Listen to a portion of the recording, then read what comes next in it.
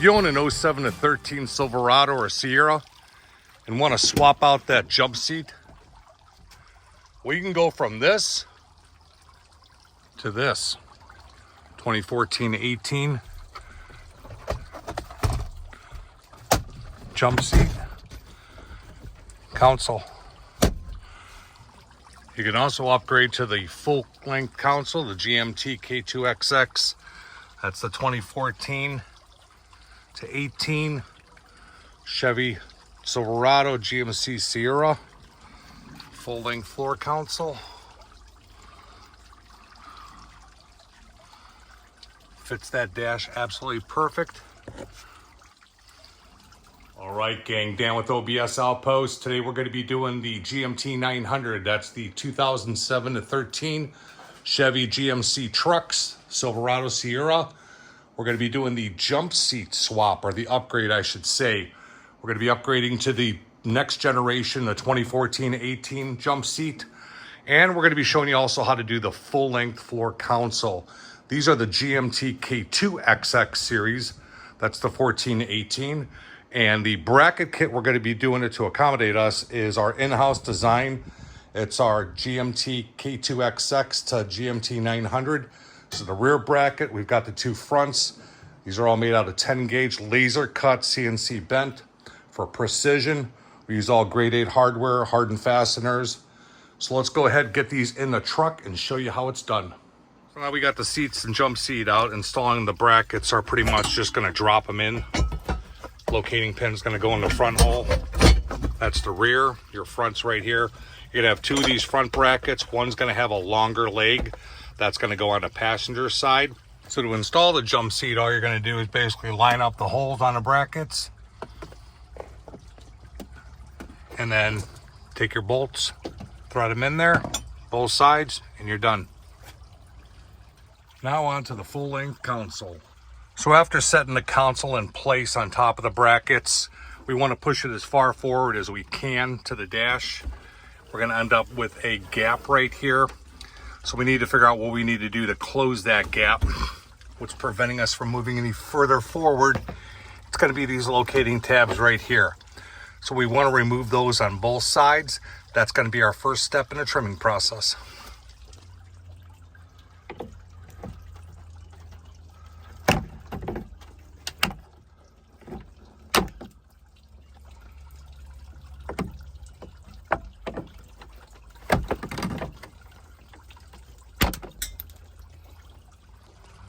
So our test fit after we removed those locating pins got us a lot closer. I barely can get my finger in there anymore. And for some guys, this may be close enough. Call it a day and just focus on the side trim panels.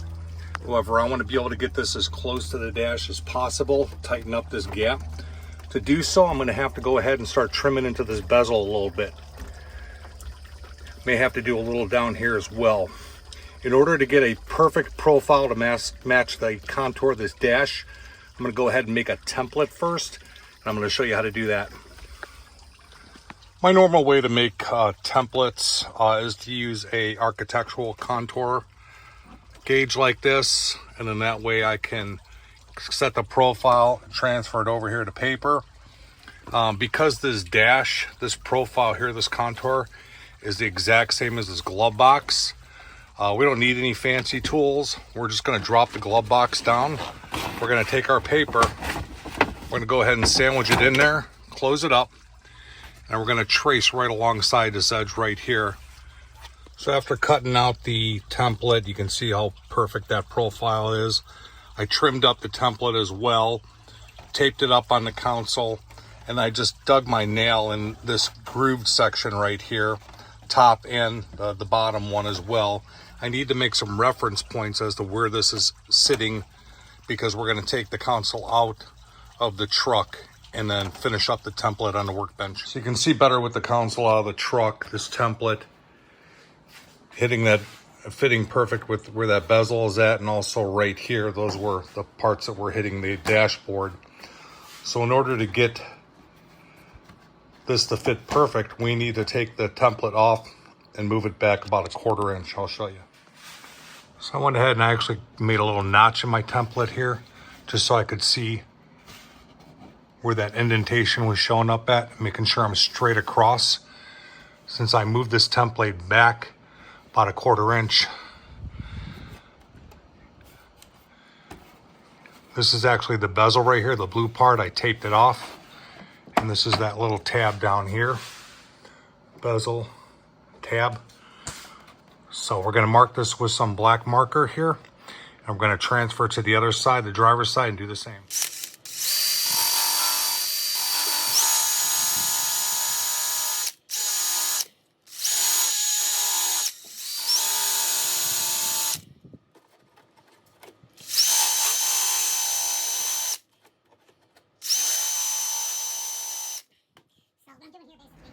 I'm going to take a little bit off. I'm going to come back and just recheck it with my template. We're going to slowly creep up on this thing. Kind of get it aligned there. And looking good. Still need to take some more off.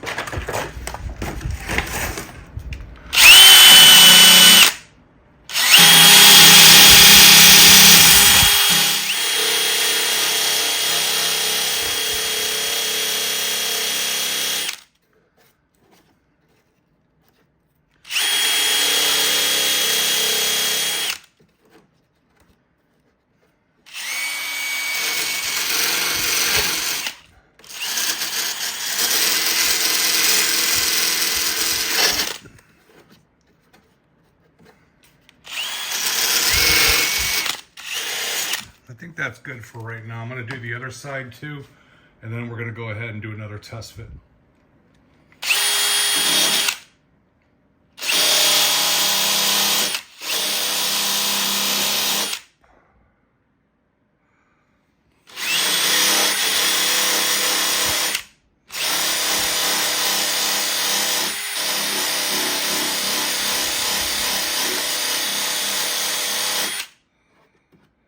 Probably go ahead and trim these up. Those ones I'd cut off earlier. May end up having to take this top off too. It looks like that's going to be getting in the way. Let's see. Maybe not.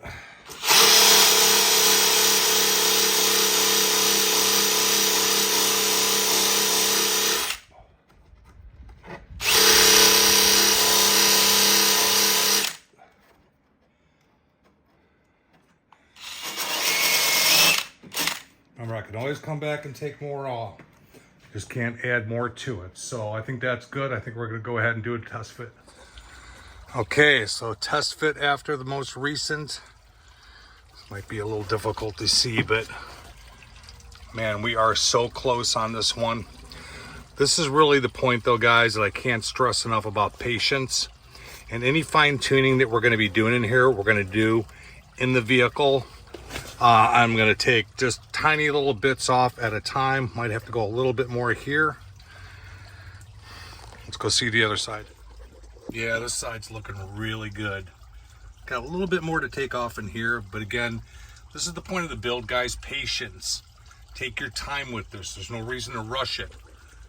This is looking really tight up here as well too. I think we're just about done.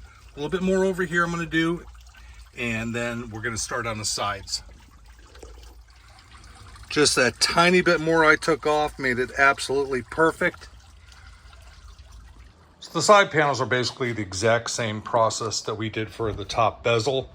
I went ahead and I attached my template back on. I made sure that my window was lined up here, my cutout with, and that's all straight. This is straight.